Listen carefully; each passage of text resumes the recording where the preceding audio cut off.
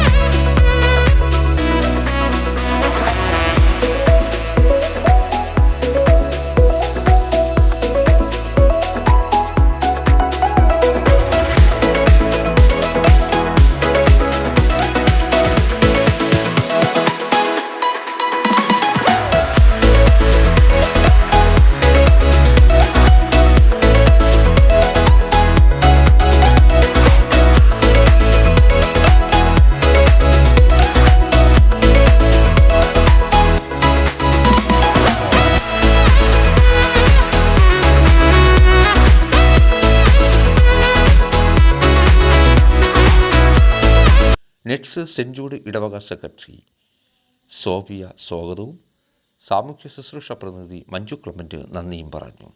ഫൊറോന animator Linu Jose സംബന്ധിച്ചു. Class വളരെ ഉപയോഗപ്രദമായിരുന്നുവെന്നും വീട്ടിൽ കൃഷി ചെയ്ത് ഭക്ഷിക്കുന്നത് ജൈവ സമ്പുഷ്ട ഭക്ഷണമാണെന്നും ക്ലാസ്സിൽ പങ്കെടുത്തവർ പൊതുവെ അഭിപ്രായപ്പെട്ടു. മീഡിയ മിനിസ്ട്രി സെൻറ്റ് ജൂഡ് ഇടവക.